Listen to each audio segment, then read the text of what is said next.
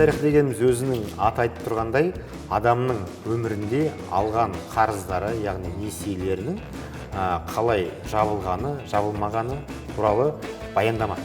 Олай болса, сіздің несие тарихыңыз, сіздің несиелік міндеттемелеріңіз туралы ақпарат болып шығады. Сіздің несие тарихыңызды, сіздің рұқсатыңыздың негізінде кез келген қаржы ұйымы көре алады. Сіз оны өте жақсы бақылап, оны жақсы деңгейде ұстауға тырысуыңыз керек.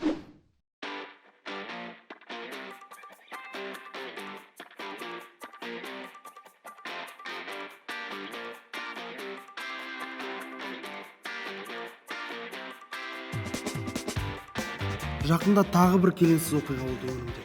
Сондайға ұрынып қала берем өзім. Автокөлігімді соқтым. Бірақ қуандым, сақтандыруым бар, қазір ақшасын аламын. Сөйтсем, кезінде маған сақтандыру жасаған адамдар алдап, мен сақтандырудың ақшасын жартысын алып алыпты өздеріне. Сол себепті маған түсіну керек, ол сақтандыру қалай жұмыс істейді, не, анау адамдар кімдер?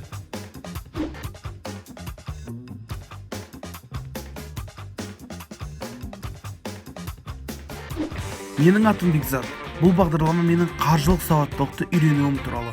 Мен көптеген жаңа білім алғым келеді. Және менде бәрі ойдағыдай болатынына сенемін.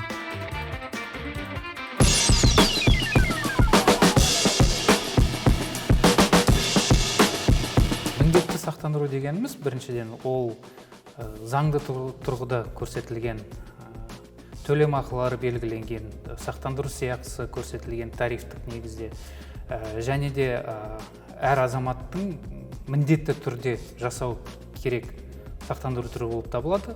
Ал ерікті сақтандыру дегеніміз, ол сақтандыру компаниясының ішкі талаптарына сай белгіленетін сақтандыру шарты болып табылады.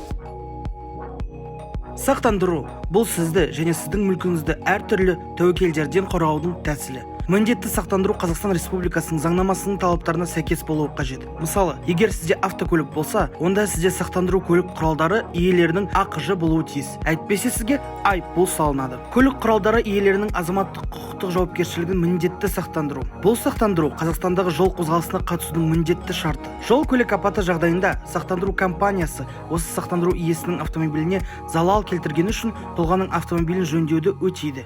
Қазақстанда ең көп таралған сақтандыру түрлерінің бірі міндетті әлеуметтік медициналық сақтандыру. Сақтандырудың осы түрі бойынша жарналар мен аударымдар арнайы қорға әлеуметтік медициналық сақтандыру қорына жүргізіледі. Сонымен қатар жарналар ай сайын жасалуы керек. Егер кешіктірулер болса, онда сақтандырылған мәртебесі берілмейді. Заңмен белгіленген сақтандырудың келесі түріне көшейік. Қызметкерлердің еңбек қызметтік міндеттерін орындауы кезінде олардың өмірі мен денсаулығына зиян келтіргені үшін жұмыс берушіні міндетті сақтандыру. Егер сіз компанияның иесі болсаңыз, онда сіз қызметкерлер алдындағы жауапкершілігіңізді сақтандыруыңыз қажет. Мысалы, егер сізде ықтимал қауіпті өндіріс болса. Сақтандыру кәсіпорнында қызметкермен болған қайғылы оқиға жағдайында емделуге жұмсалған шығындарды өтеуге немесе төлемді жүзеге асыруға мүмкіндік береді. Міндетті экологиялық сақтандыру. Қоршаған орта мен халық үшін қауіпті кәсіпорындар міндетті экологиялық сақтандыруды жасауы керек. Тасымалдаушының жолаушылар алдындағы азаматтық құқықтық жауапкершілігін сақтандырудың басты міндеті тасымалдау кезінде олардың өміріне, денсаулығына немесе мүлкіне зиян келтірілген жағдайларда жолаушылардың мүдделерін қорғау.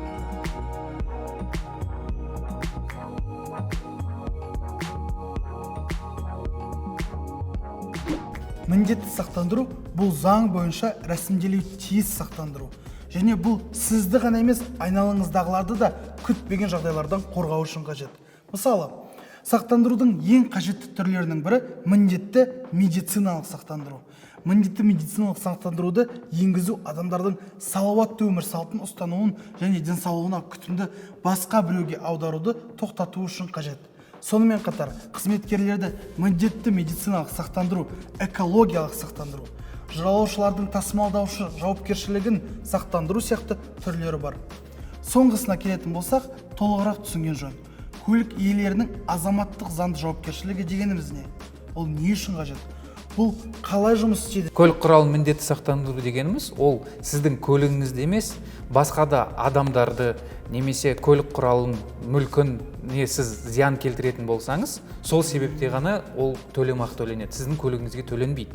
Жол апатына түсетін болсам, мен зақым келтірген адамның көлігі үшін сақтандырылады, сонда? Иә, егер де сіз жол көлік апаты кезінде кінәлі болып табылсаңыз, сіздің полисіңіз зақымдалған адамның мүлкіне төлемақы төлеп береді.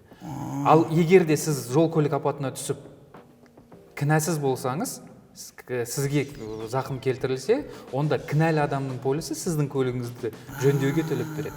Енді Айырмашылығы сода.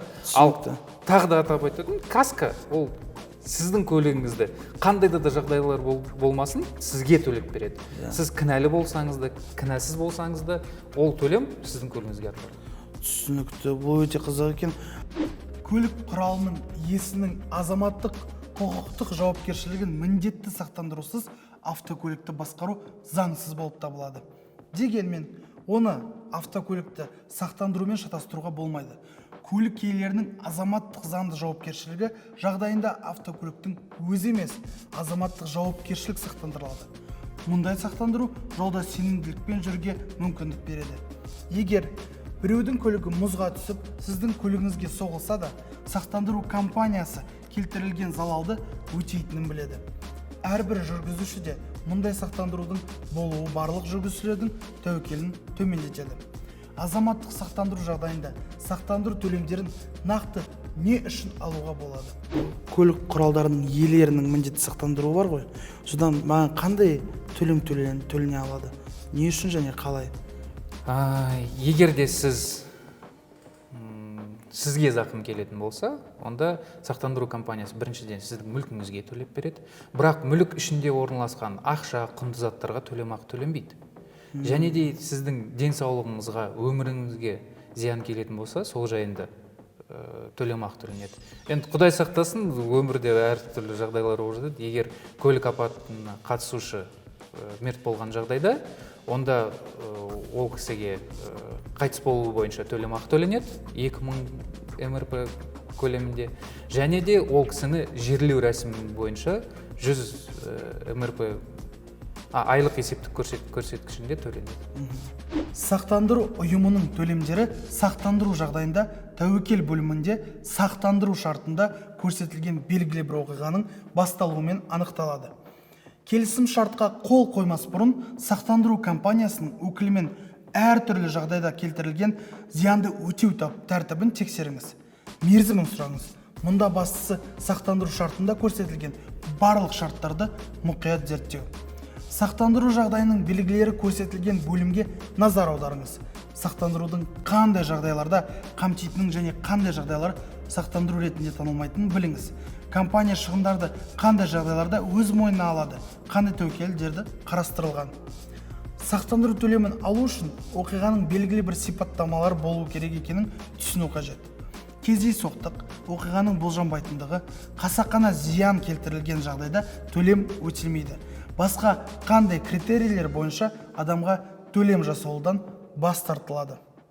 Жол апаты болды. Сақтандыру компаниясы маған ақшасын төледі делге. Мен оны жөндеу жұмысына апардым машинамды, көлігімді. Сол кезде менің көлігімде тағы бір ақау тапты. Ол сонда маған үстінен ақшаны төлей ме сақтандыру компаниясы, төлемей ме? Сіз көлікті бағалауға берген кезіңізде, көліктің құнын шығарар кезде сақтандыру компаниясы сізге айтады, егер де зақым қатты болса, онда мүмкіндігінше бұзылған детальдарын шешіп, ішкі келтірілген зақымды көрсетуіңіз керек. Егер де ондай көрсетілмеген болса, сіз машинаны жөндеуге апарған кезде, машинаны шашып бұзып қойғаннан кейін, сіз тағы да сақтандыру компаниясын шақырып, сол ақаулықтарды көрсетсеңіз, онда сақтандыру компаниясы қайтадан есептеп бере алады. Төлейді. Бірақ сіз оны сақтандыру компаниясы төлемақыны жүргізгенге дейін жасау керексіз. Себебі ол, былай айтқанда, мошенничествоға алып келуі мүмкін. Да. Сақтандыру компаниясы бәрін көріп, оны есептеп бергеннен кейін сіз оған айтасыз. Ішінде басқа да зақымдар келді. Сіз оны көрсету керексіз. Ал егер де көрсетпеген жағдай болса, онда сақтандыру компаниясы төлеп бермейді. Ал енді мен сақтандыру компаниясын алдай алам ба? Мысалы, көлігімді соқып кеттім, біреудің көлігін абайсызда бүйтіп кеттім деп, сөйтіп ақшасын ала алам ба, әлде ол алдауға бола ма? Шындығын айта келген кезде ондай жайлар болып тұрады. Адамдар подставной ДТП дейді ғой, соғылған екі машинаны алып келіп қояды. Сол себепті сақтандыру компаниялары өзінің мамандарын жібереді. Олар көлік оқиғасы кезінде тексереді. Көлік алдын ала соғылған ба, соғылмаған ба. Егер де олар көлік құралы алдын ала соғылған болса, тағы да сараптамаға беріп, оның соғылған екендігін дәлелдесе, онда төлемақы төленбейді. Ал егер де сақтандыру компаниясы оны дәлелдей алмайтын болса, енді төлеуге міндетті, бірақ та сақтандыру компаниялар ондай жайттарды болдырмауға тырысып отыр. Сақтандыру қандай жағдайларда бас тартылады, бірақ бұл жиі болмайды. Мәселен, бұл осындай жағдайларға қатысты. Мысалы, егер сақтанушы әдейі істі ұйымдастырған болса, онда сақтандырушы сақтандыру талаптарын қанағаттандырудан бас тартады. Бұл алаяқтық. Егер сақтанушы сақтандырушыға жағдай сенімсіз немесе жалған ақпарат берсе, сақтандырушы өтемақыдан бас тартуға құқылы. Сақтандырушыға сақтандыру жағдайының болғаны туралы уақытылы хабарланбаған жағдайда сізде бас тартуға ұшырауыңыз мүмкін. Көбінесе адамдар сақтандыру компанияларының қамқорлығында жұмыс істейтін күмәнді кеңселерге жүгінген кезде бас тартуға немесе шығынға ұшырайды. Оларды көмекшілер деп атайды. Неліктен мұндай кеңселер бар? Неліктен адамдар оларға сеніп өз мүлкін сақтандырады? Азаматтық жауапкершілікті сақтандыруда көмекшілер қалай жұмыс істейді? Помогайкалар дегеніміз көмекшілер, қазақша айтқанда, ол зардап шеккен адамдарға өзінің көмегін көрсетеді. Біреулері заңды түрде көрсетсе, заңгер ретінде көмектесе, ал екіншісі жай ғана сен маған нотариалды хаттама бер, мен саған бәрін шешіп беретіндегі ондай алаяқтар да бар. Олар, былай айтқанда, төлемақының 80%-на дейін алып отыр. Ол егер де мысалда сізге машинаңыздың жөндеуіңізге оценка бойынша 300 мың теңге санап беретін болса, помогайка оның даже 50%-ын алса, 150 мың теңге сіздің қалтаңыздан алынатын зат. Бірақ ол аздаған адамдар болады, алаяқтыққа жүгінетін. Қалғандары көмектесуге тырысады. Бірақ көмектесер алдында сіз онымен төлқұжат жасауыңыз керек. Құжатта қандай сома төленетіні, қалай төленетіні, оның қызметі үшін бәрі көрсетілу керек. Және де оның лицензиясы бар ма? Ол жұмыс істейтін компания 2 жылдан артық жұмыс істей ма, істемей ма? Сондай сұрақтармен егер хабарласып жасалынатын болса, онда олардың әрине көмегі тиеді. Олардың басты көмегі сіздің құжаттарыңыз толыққанды дұрыс толтыруын қамтамасыз етеді. Және де заңды түрде білмейтін нәрселеріңіз сізге түсіндіріп беру болып табылады. Адам өзі жеке басы барып сақтандыру компаниясына барып келісімшартқа отыра алады, өзі. Онда ол көмекшілер не үшін керек? Былай айтқанда, келісімшартқа сақтандыру компаниясымен клиенттер шарт жасау үшін отырады. Ал сақтандыру жағдайы болған кезде білместігінен олар мен естуі бойынша сақтандыру компаниясы алдайды, сақтандыру компаниясы дұрыс төлемейді деген сөздерге жүгініп, олар көмекшілерге жүгінеді. Ал көмекшілер оны қолданып өзінің пайдасын табады. Егер де олар алаяқ па сонда? Олар алаяқ емес, олар заңды түрде әрекет етеді. Егер алаяқ болса, оларды көмек көрсетуін заңды түрде тоқтап тастайтын еді. Олар алаяқ емес, олар жай ғана көмегі үшін үстемақы алып отырады. Ал клиенттің білместігін қолданады. Бірақ 80% деген ол 80%-ға дейін кетеді, себебі помогайка барып тұрған алаяқтық емес. Мысалда айтады, мен өз көмегім үшін сізден 70 мың теңге алам дейді. Ал сақтандыру компаниясы төлемақысы барғана 90 мың теңге болады. Онда уже 70% болады. Ал егер де мысалда төлемақы 1 миллион теңге болатын болса, ол айтады, мен сізден 20%-ын алам. Ол уже 200 мың теңге. Төлемақыға байланысты 80%-ға дейін.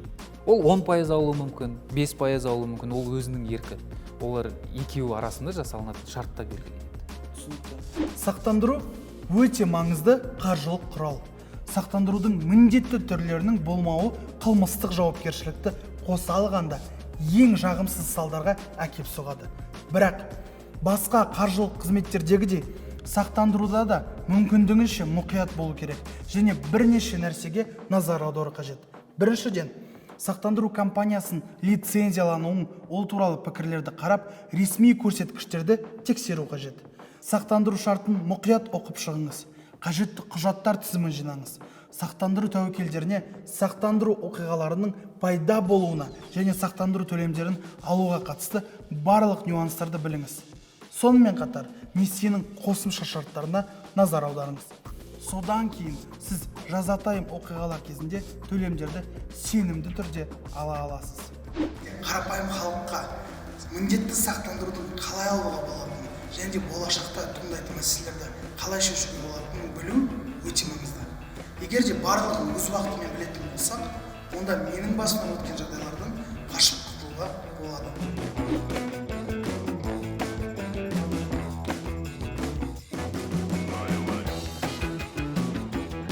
Тағы бір келеңсіз жағдай бар. Пәтерімді су басты. Көршілеріме барсам, біз кінәлі емеспіз. Сіздің пәтеріңіз қираған болса, бірақ сіз сақтандыру тәуекелдерінің тізімінде мұндай жағдайды көрсетпеген болсаңыз, онда төлемді күтудің қажеті жоқ. Сақтандырудың екі түрі бар. Ол жай жазатайым жағдайлардан сақтандыру және екіншісі жинақтау арқылы сақтандыру